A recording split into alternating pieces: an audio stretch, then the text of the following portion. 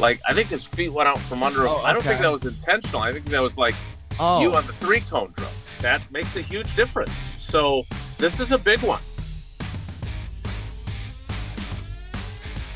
a weekly pulse on all things green and gold with the three-time Wisconsin Sportswriter of the Year, Jason Wilde. I'm Alex Strouf from ESPN Wisconsin. The Green Bay Packers are 1-0 after a 27-13 win over the Detroit Lions at Lambeau Field on Sunday afternoon. We get to do it again on Thursday as the Packers will host the Washington Commanders in the first game of week 2. Both of those teams 1-0 entering Lambeau Field in a couple of days. Jason, quick turnaround right away. Here we are on a Tuesday morning rather than our typical Thursday. As we will recap the Packers win and preview another good one at Lambeau on Thursday. How are you? Good. Good to hear. What'd you make of the Packers defense on Sunday? They look like they could be one of the best in the league. Good. Um, Yeah. yeah, I look, Might be an understatement, actually. well, again, I think it's important to be mindful of the overreactionary nature of the opener, good or bad, right? I'm sure Lions fans across the Lake Michigan pond are freaking out. Oh my God, we don't have Ben Johnson anymore. Our offense sucks.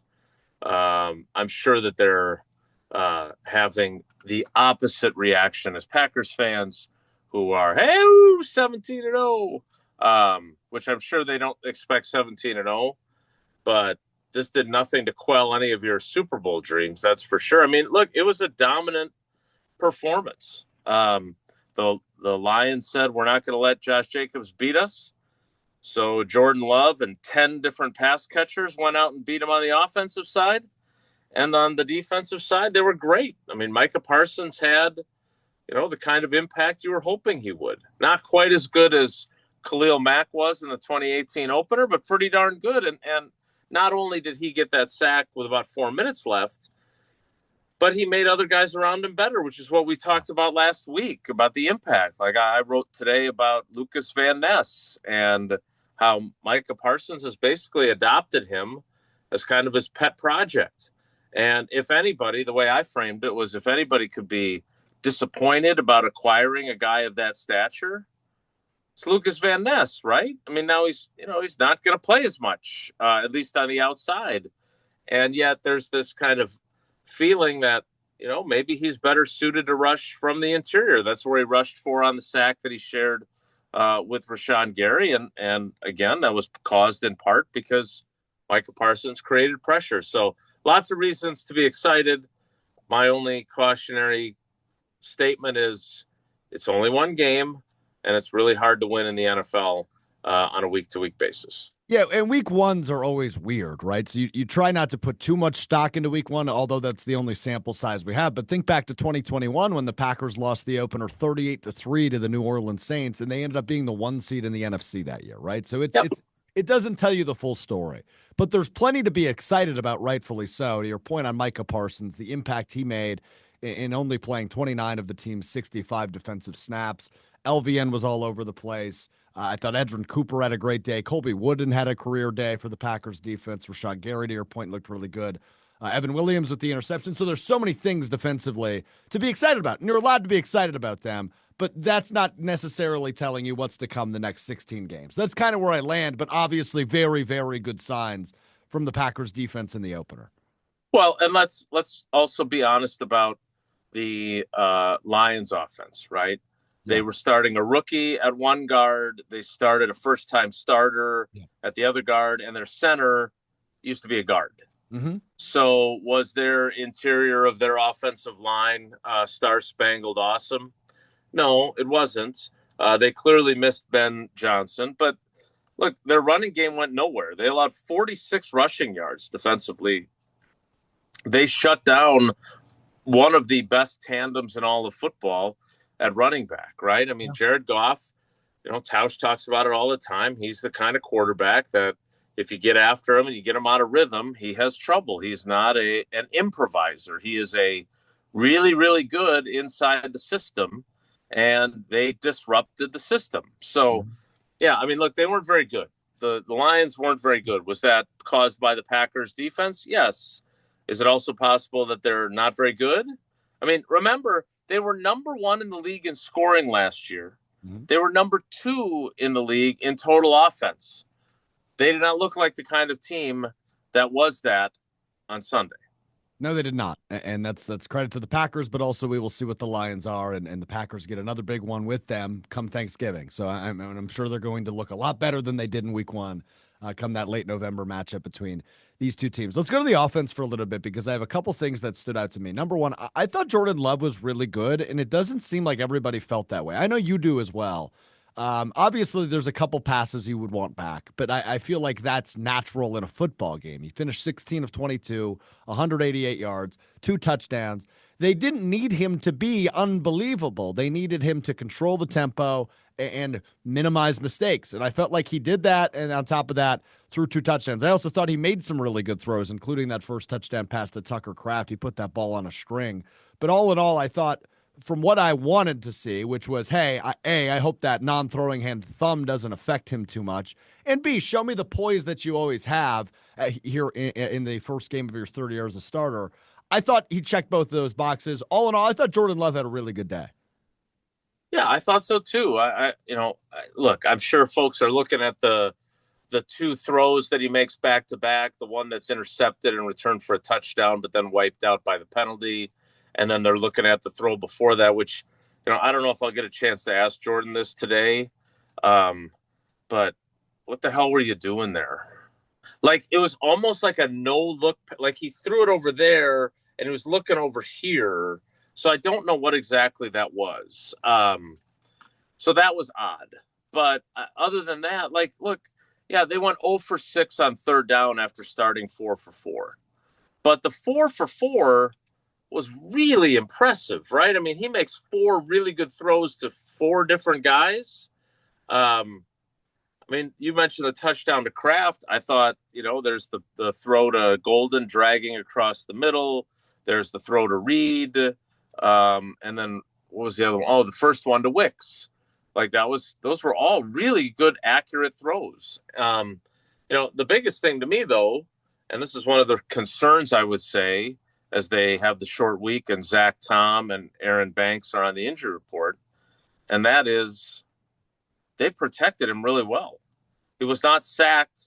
I don't even remember. He had that one run where his feet slipped out from under him after he got a couple of yards. He's got to learn how to slide properly. Like break out a slip and slide. I know you don't let your kids use a slip and slide. You got to let the quarterback use one. I don't think he was sliding. I think his feet went out from under him. Oh, okay. I don't think that was intentional. I think that was you on the 3-cone drill. Sure. Okay. I thought it was intentional, but yeah, you're probably right because it's so unnatural.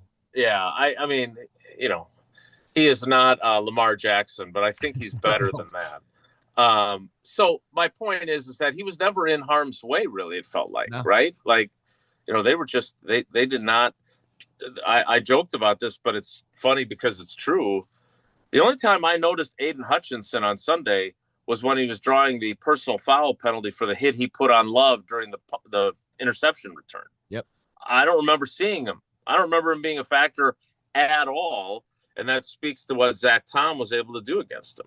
There were a lot of things that Jim Nantz and Tony Romo wanted to say on the CBS broadcast, but that was a name I really didn't hear outside of that one play that got called back. And that's obviously a credit to the Packers offensive line. A name and a stat that Jim Nantz did get out, though, on CBS was that Josh Jacobs broke the franchise record, most games in a row with a touchdown. He's now got 9 games straight with a touchdown.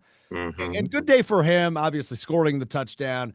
Didn't need to be utilized a whole hell of a lot because it was such a dominant game from start to finish. But I think it's just a good reminder. That addition last year, he is just one of the most reliable running backs in the NFL. You just know what you're going to get with him.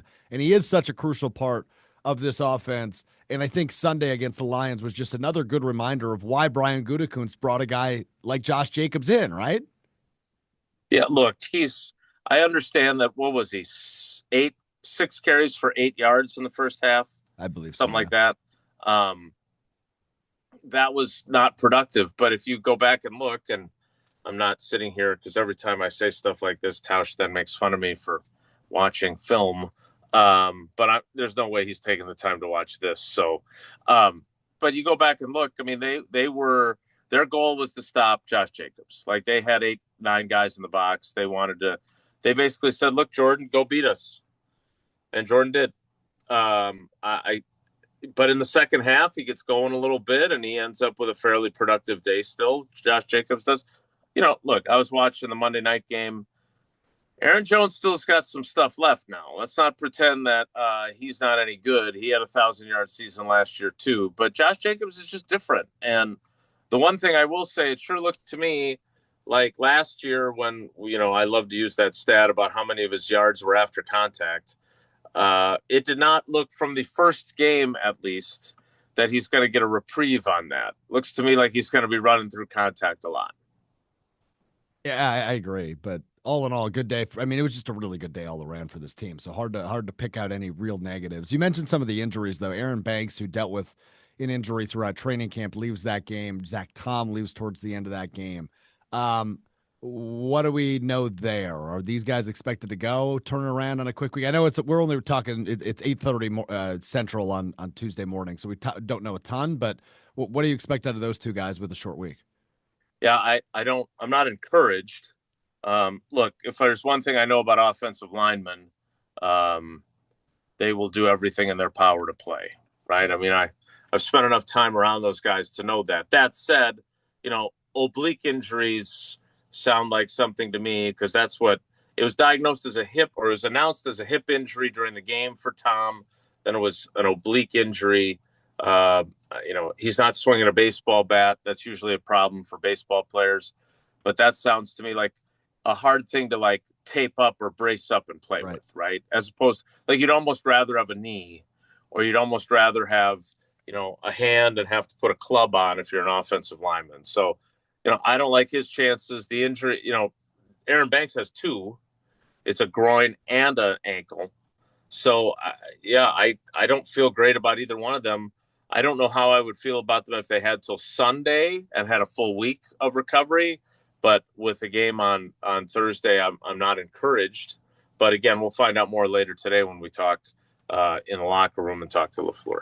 Yeah, so naturally, with the shorter week, you don't feel any better than you would for a Sunday. But so those two guys that would likely replace them then would be J-Mo, Jordan Morgan at left guard, I would assume, and then Darian Kennard, the new addition who they traded for with the Eagles at right tackle. Would that be right? I think so. But again, one of the other things I would like to ask LaFleur today is, so Kennard goes in right away. Right. I noticed that. And it looked like he played fine. Agreed. And then later in the game, Anthony Belton's over there. Now, is that, hey, we're probably not going to have Zach Tom. We've got the game in hand. Let's put the rookie in for some snaps and not get Darian Kennard hurt? Maybe. But I guess my thought was, and look, he needs to work. These coaches, right, and that's where my head went. But these coaches are a hell of a lot smarter than me too, Jason. Whereas, do you plan for going 7 deep in the opener? Right, we knew they felt really good about their top 6 with Jordan Morgan obviously being that guy. Did they just not really plan for that? I assume they always have a depth chart, and here's what we would do in these situations. But did they plan for 2 of their 3 best offensive linemen getting hurt in the opener? My head was just, okay, maybe they're just trying things because this game's practically over already. Right. And so, what are they, because they went 8 deep, right? Because they played both Kennard and they played Belton. So math, not my specialty, as you know. Yeah, that became, if that wasn't evident previously, it's evident now. But I don't know what their plan is if Tom can't go. I would think it has to be Kennard. I would think so too. I was talking to him a couple weeks ago. He said he was mostly on the right side in Philly, either right guard or right tackle. So he's comfortable over there. Anthony Belton, if he plays, I assume at halftime of the game against the Commanders, Matt LaFleur will be tracking him down on his way to the locker room with some sort of, coaching point, because that happened in 2 of the 3 preseason games. But yeah, look, it'll be interesting to see which way they go if they have to go. Can they hold up against a pretty good defender or Commanders defense? Obviously, you say you hope so, but it's certainly not an ideal situation after you have such a good and clean week 1. Your quarterback doesn't land on his back at all against the Lions, who also have a good defense. I guess I just don't know what to expect from the offensive line after a really good opening performance. That sounds like a yes or no question that you can't answer yes or no to right there. Can they hold up against the really good Commanders defense? And you, of all people, just said, I guess I don't know. Ironic, don't you think?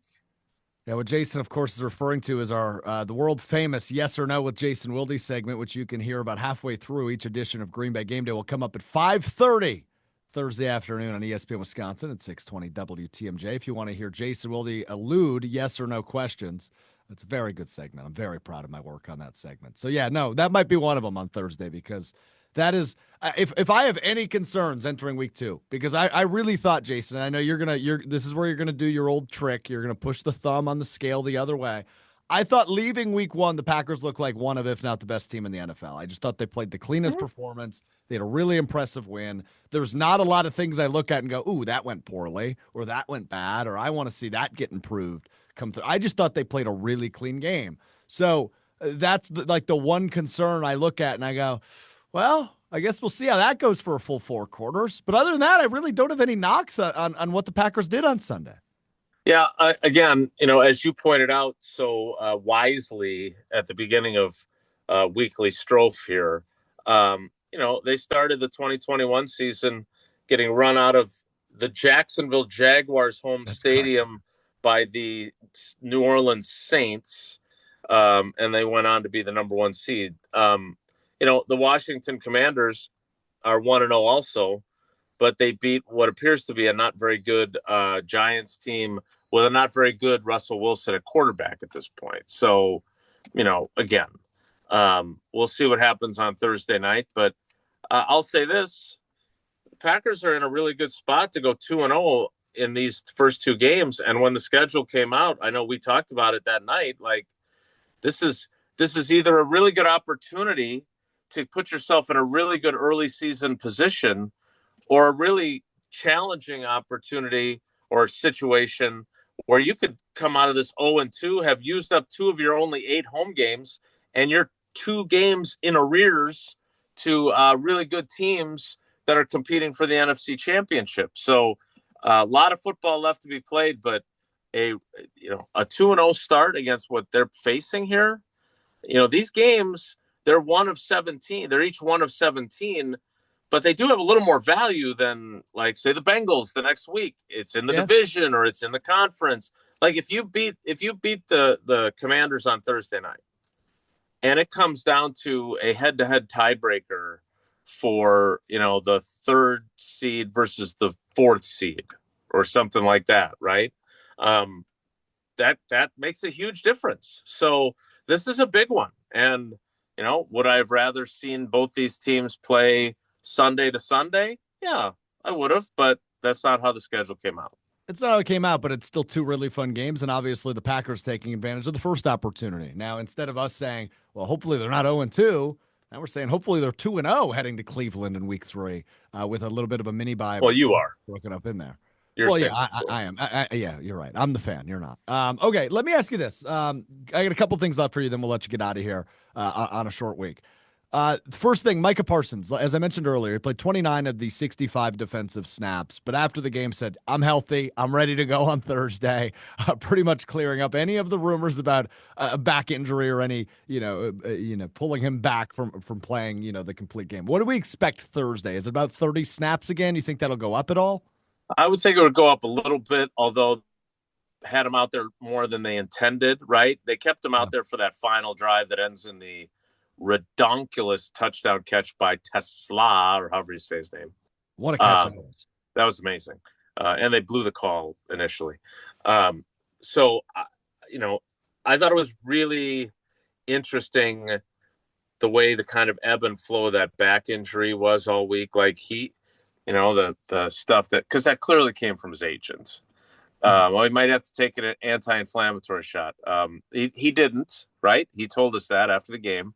Yeah, he looked great, and I would think it would be in the same ballpark because, again, I don't think they wanted him on the field. I think he was on the field for like 8 or 9 snaps on that last drive, and that was more than they wanted. So, look, but he had the impact you wanted him to, right? Both on his own production and obviously he has the pressure on Evan Williams' interception. So it was, he tilted the field in the Packers' favor, and that's why they went and got him. Was he better than advertised in week one? I mean, look, I have not watched him a lot during his 4 years with the Cowboys, like unless they were playing the Packers or I was watching highlights before they played the Packers in a game. I'm not watching a lot of Cowboys games. He was better than I expected him to be. Yeah, for sure. For me, now I don't know. I agree. Somebody who's, look, he had 4.5 sacks in 2 games against the Commanders last year. I did not watch those games when they occurred, so I don't know. But I know this. Tausch was talking with Mike McCarthy after they were announced at halftime, and Tausch didn't wave to the crowd. Big reception for old T, though. Yeah, it was, and that was, and again, I would say this to his face. So I'm not talking behind his back on here, but like he was kind of irritated that I was criticizing his failure to wave, and the reason why was because other than Mike McCarthy, he got the biggest ovation of any of the 2010 people. Like he's beloved, man. And maybe, again, I don't want to play psychologist. Maybe that embarrasses him. I don't know. But Kuhn is getting out there and he's whipping it up. And I mean, they're not the same person, right? Even Brett Swain was fired up the crowd. Good to see him back, the Super Bowl champ. But yeah. So anyway, look, I don't know. I don't know if there's a lot of hyperbole all of a sudden about Micah Parsons, right? I mean, I was doing our TV show up here with Bill Huber, and he said, "Have you ever seen a pass rusher get to the quarterback faster than Micah Parsons?" And I was like, Clay Matthews was pretty good. Clay Matthews was pretty good. Powers. But, so, a little prisoner of the moment, he maybe, but maybe not. I don't know if Clay was ever that fast, though. That's what Clay was damn good. And I don't want to take anything away from how good Clay was, especially I think it was 2 years. He was just unbelievable, one of the best defenders in football. But, and yeah, maybe a little prisoner of the moment. Okay, last thing for you. And maybe 2 things, depending on how you answer this. What do you want to see? What did you see Sunday that you want to see more of Thursday against the Commanders? What do you need to maybe get answered more, or from your perspective, from your seat perched up there in the press box, what do you want to see more of against Washington?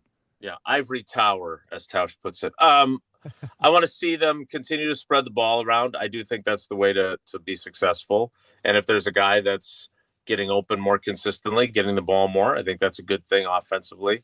Defensively, I want to see more from Cooper and Quay Walker. Now, Quay Walker would not have practiced had they practiced yesterday. He's got a quadriceps injury. I think that dynamic duo has a chance to be really, really good. I thought Cooper was great. Like, if they had not acquired Micah Parsons and he had not been the headline of the show, we would have been talking way more about how, God, Cooper was everywhere, right? I just remember LaFleur using this phrase, or maybe it was Halfley. I guess I don't remember it as clearly as I thought.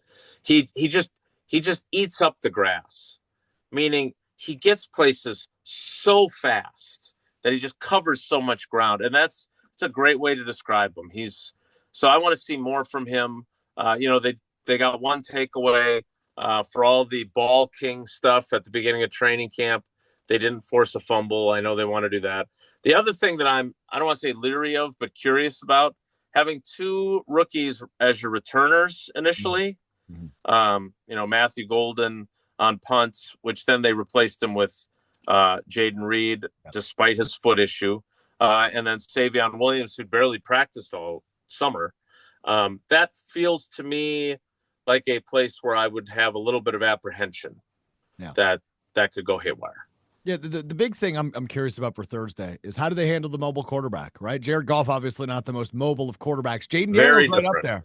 Yeah, so I'm curious to see how the Packers defense That'll be something we'll be asking the defense and Jeff Halfley about, because that is definitely a departure from what they faced. Very good. We will talk to you on Green Bay game day beginning at you'll start with us at 5 o'clock, but the show will begin at 4 o'clock. ESPN Wisconsin 620 WTMJ on Thursday. We'll play yes or no at 5:30, and then we're going to give you a mini bye. We'll get back to our normal schedule next Thursday. So I'll talk to you on this program in 9 days ahead of Packers Browns next Thursday. Jason, channel3000.com. Sign up for the Jason Wilde Extra Points newsletter.